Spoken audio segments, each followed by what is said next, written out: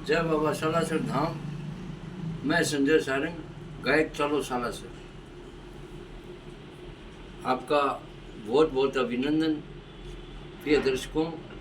हमने नेमचंद जी चढ़ने का जो भी आकलन यूपी, बिहार, तमिलनाडु, बंगाल, राजस्थान, दिल्ली, कर्नाटका, महाराष्ट्र, मध्य प्रदेश, ये सारे आपको सुना दिए हैं।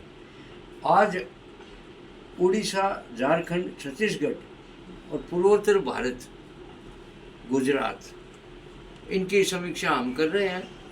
आपको नेमचंद जी चाणक्य से मिलवाते हैं। चाणक्य साहब नमस्कार। नमस्कार। जय बाबा जी। तो चाणक्य साहब, सबसे पहले तो हमें बता दीजिए कि पूर्वोत्तर भारत, असम की क्या स्थिति है? देखिए, पूर्वोत्तर भारत में कुल मिला के 25 सीट है। उसमें से सबसे ज्यादा सीट है, 14 सीट है असम में, 2 सीट है अरुणाचल प्रदेश में, 1 सीट है नागालैंड में, 1 सीट है 2 सीट है मणिपुर में, 1 सीट है मिजोरम में, 2 सीट है त्रिपुरा में और 2 सीट है मेघालय में और 1 सीट है सिक्किम में। सब मिला के 25 सीट टोटल आती है। ठीक है।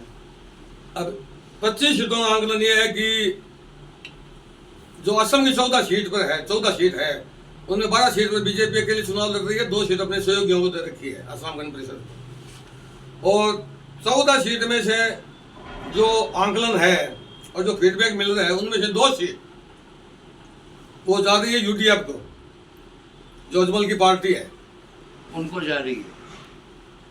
यूनाइटेड माइनॉरिटी फ्रंट है बदरुद्दीन अजमल की। जहाँ तक सवाल है, वो सीटें हैं, एक तो करीमगंज, क्योंकि वहाँ पर माइनॉरिटी वोट परसेंटेज के -65% के ऊपर है, और एक सीट है धुबड़ी। ये दोनों सीटें मेरे हिसाब से बदरुद्दीन अजमल को जा रही है और बाकी सीटें सारी बीजेपी को आ रही है। कांग्रेस, जहाँ तक कांग्रेस का सवाल है, एक सीट फाइट पर है, जहाँ से भूतपूर्व मुख्यमंत्री के लड़के चुनाव लड़ रहे हैं।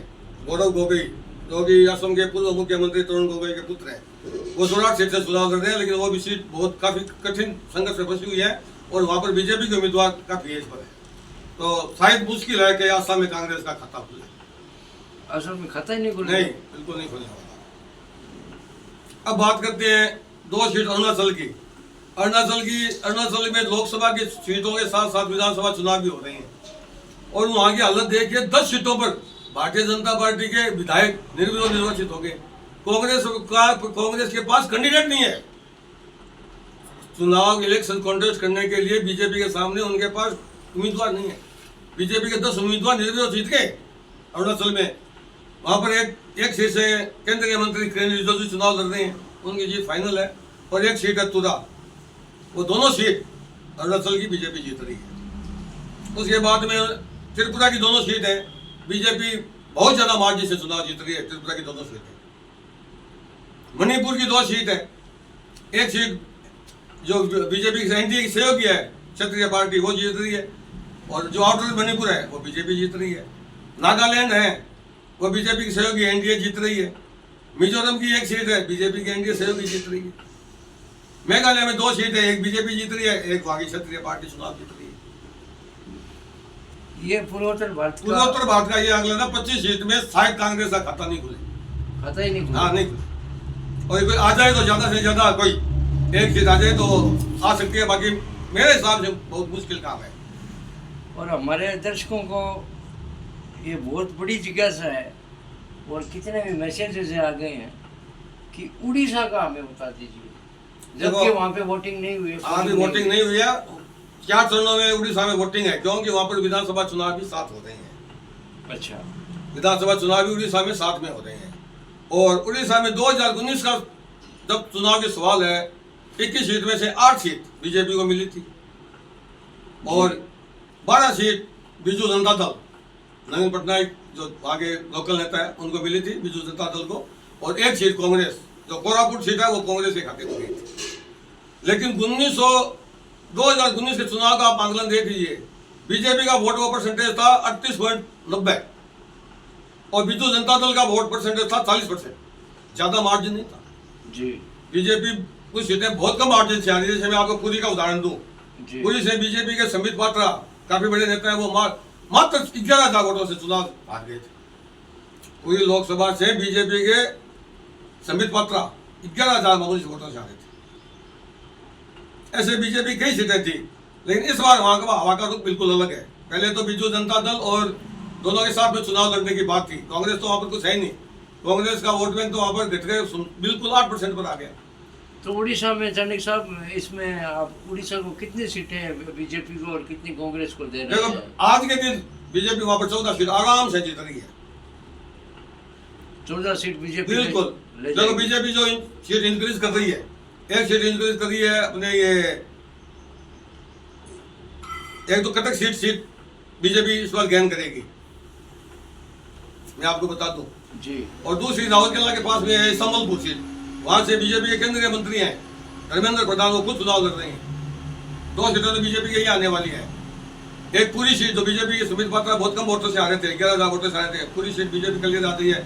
आज के जो फीडबैक मिल रहा है 14 सीट बीजेपी जीतने वाली है और 7 सीट बीजू जनता दल जीतने वाली है। और कांग्रेस के जो एकमात्र सीट आई थी कोरापुट, वो भी चुनाव आ गई है। चाणक्य जी, अब गुजरात का थोड़ा सा हमें बता दीजिए, जो पूरी दुनिया कर रही है मोदी मोदी मोदी। पूरी दुनिया की नजर गुजरात पर है, क्योंकि मोदी जी वहां से बिलोंग करते हैं, वहीं के निवासी हैं। चुनाव वाराणसी से लड़ते हैं, वो एक अलग बात है। गुजरात में 2019 के चुनाव में 26 की 26 सीट बीजेपी के गई थी और 26 में 21 कैंडिडेट बीजेपी के ओवर देन 5 लाख वोट से जीते थे। 21 कैंडिडेट बता रहा हूं मैं, 5 लाख से ऊपर जीत हुई। और इस बार जो फीडबैक मिल रहा है बीजेपी के कम से कम 15-20 कैंडिडेट 3 लाख से और 5 लाख के बीच में एज बनाए हुए हैं। लेकिन ये पुनरावृत्ति वापस होगी? बिल्कुल होगी। वापस 3 होगी। से 5 लाख के बीच में आज भी एज बनाए हुए हैं। तो इसका मतलब ये हो गया कि तीसरी बार मोदी की मैं सरकार। आपको बताऊं, जो कांग्रेस के वहां पर जो नेता थे पोरबंदर के थे, अर्जुन सिंह मोडवाडिया, वो कांग्रेस छोड़ के बीजेपी में आ गए। शक्ति सिंह गोयल जो कांग्रेस विपक्ष के नेता थे, वो कांग्रेस छोड़ के बीजेपी में आ गए। और जो वहां के जो क्षेत्र के लोकल नेता है, अरे छोड़ के बीजेपी में, वहां पर कांग्रेस में बच्चा कौन है? चुनाव लड़ने वाला कोई नहीं है गुजरात में कांग्रेस के पास। लेकिन जो हालत अरुणाचल में है ना, 10 सीटों पर उनके पास कैंडिडेट नहीं मिले, वो हालत गुजरात में है कांग्रेस की। तो चाणक्य जी, इसका मतलब 26 में 26 बिल्कुल बिल्कुल, नो डाउट मोदी जी को जा रही है। बिल्कुल मोदी जी को जा रही है, कोई संशय की बात ही नहीं है, कोई संशय की बात नहीं है गुजरात में। और अब हमें छत्तीसगढ़ का थोड़ा सा बता दीजिए चाणक्य जी। छत्तीसगढ़ का तो आपके सामने 3 महीने पहले विधानसभा का चुनाव हुआ, सारे ओपिनियन फेल हो गए। जो करोड़ों रुपए लगा के जो ये अपने स्टूडियो में बैठते हैं, टीवी में प्रवचन देते हैं, देख लीजिए क्या हुआ था।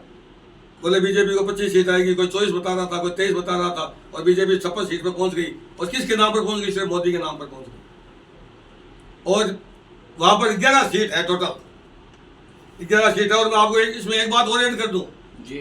जैसे कल राहुल गांधी ने बोला था राजा महाराजाओं के प्रति जी। और छत्तीसगढ़ में बहुत से राजा महाराजाओं के ठिकाने हैं, मैं आपको बता दूं। उसका दुष्प्रभाव पड़ेगा। बिल्कुल प्रभाव पड़ेगा, बिल्कुल प्रभाव पड़ेगा। जो कांग्रेस के वहां पर नेता है टीके सिंह देव, वो राजघराने से नहीं है क्या? वो राजा महाराजा की औलाद नहीं है क्या? सही है। क्यों वहां पर? और जो वहां के भूतपूर्व मुख्यमंत्री है भूपेश बघेल, जो राजनांदगांव से चुनाव लड़े, वो खुद चुनाव हार रहे हैं। ये तो उनकी पोजीशन है। 11 सीट बीजेपी को जाने वाली है छत्तीसगढ़। लेकिन मोदी जी ने तो इसका घोर विरोध किया है कि ऐसे अपभ्रंश, मोदी जी ने तो शालीनता से अपशब्दों का उपयोग राजा महाराजाओं के प्रति जो किया मैं है, आपको बताऊं, मोदी जी ने तो बहुत शालीनता से कहा ये वो बात। शालीनता से कहा है और जनता को ये कहा है कि कोई भी अपने को रिएक्शन लेकिन नहीं इस करना। बात का जनता में बहुत आक्रोश है। आक्रोश है। आज मैं आपको अपने जिले का उदाहरण दूं। जी। अपने चूरू सीट तो 1977 में अस्तित्व में आई थी, उससे पहले अपन बीकानेर सीट में थे। बिल्कुल। और बीकानेर के महाराजा कन्हैया सिंह जी चुनाव लड़ते थे। लड़ते थे। और 5 बार लगातार वो निर्दलीय विजय होके गए। क्यों? कि जनता की राजा महाराजाओं के प्रति इतनी बड़ी श्रद्धा थी। और इसमें मैं आपको एक बात और ऐड करूं, जब कन्हैया सिंह जी पहला चुनाव लड़े थे तो बैलेट पेपर से वोट डालते थे। हर एक वोट के साथ में एक परिवार से एक चांदी का सिक्का उन महाराजाओं को भेंट किया था। हर वोट के साथ में। हर वोट के साथ में। अब सोचिए कि कितनी एक राजा महाराजा प्रति जनता में कितनी बड़ी श्रद्धा है, और वो आज भी कायम है। और छत्तीसगढ़ इसका उदाहरण है। छत्तीसगढ़ में आज भी बहुत राजा घराने के बहुत बड़े ठिकाने हैं, और वो राजनीति में भी है। और राहुल गांधी कह रहे हैं कि राहुल गांधी कह रहे हैं आपके सामने, मैं क्या बताऊं राजा महाराजा उठा के ले जाते थे। बिल्कुल। किसको उठा के? किसको ले गए? किसको ले गए? क्या प्रमाण है आपके पास? ये बेहूदी बात है। बिल्कुल इनको कोई पूछने वाला हो कि कश्मीर के महाराजा करणी सिंह जी हैं, क्या वो राजा महाराजा नहीं थे? वो राजा महाराजा नहीं थे, वो आपकी पार्टी में नहीं थे? दिनेश सिंह प्रतापगढ़ के महाराजा, इनको कोई पूछने वाला हो ये तो क्या, ये तो मेरे को, मैं आपको हकीकत बताऊं, राहुल गांधी की तो भाषा से ऐसा लगता है कि इसको कोई पागलपन का दौर आता है।